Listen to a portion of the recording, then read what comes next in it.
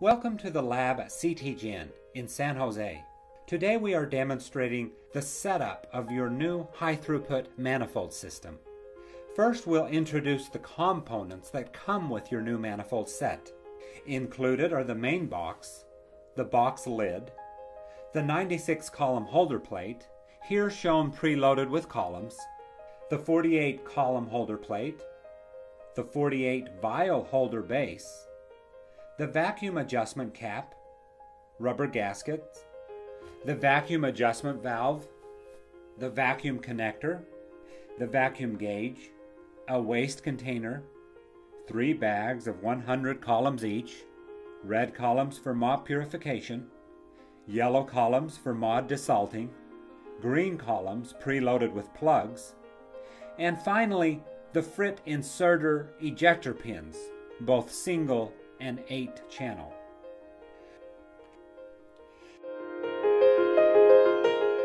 To set up the manifold, simply screw in the vacuum adjustment valve, the vacuum connector, and the vacuum gauge. Before processing any mop columns, test and set the vacuum to the correct level. This is done by first sealing the vacuum adjustment cap into the lid. Then connect the pump tubing and turn it on. The vacuum should be set at between 4 to 5 inches of mercury.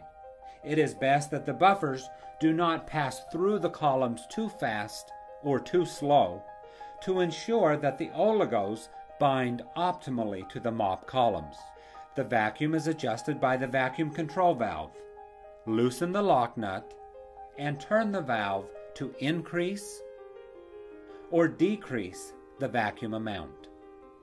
The mop columns come empty or preloaded with frits. Used empty columns can be washed and reloaded with bulk frits.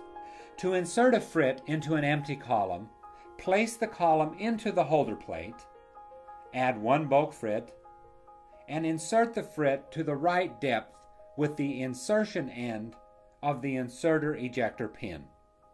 To load a row of 8 columns, use the 8-channel pin. In this video we have loaded 20 mop columns with frits.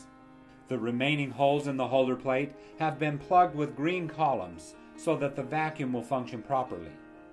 With the lid on the bench, align the waste container into the inset inside the manifold box to collect the buffer waste. Notice the lid comes with 4 pins. The pins serve both to keep the lid elevated so that the columns do not come in contact with the bench and to align the lid with the manifold box. Note that in loading 20 columns, we do not have a complete row of mop columns.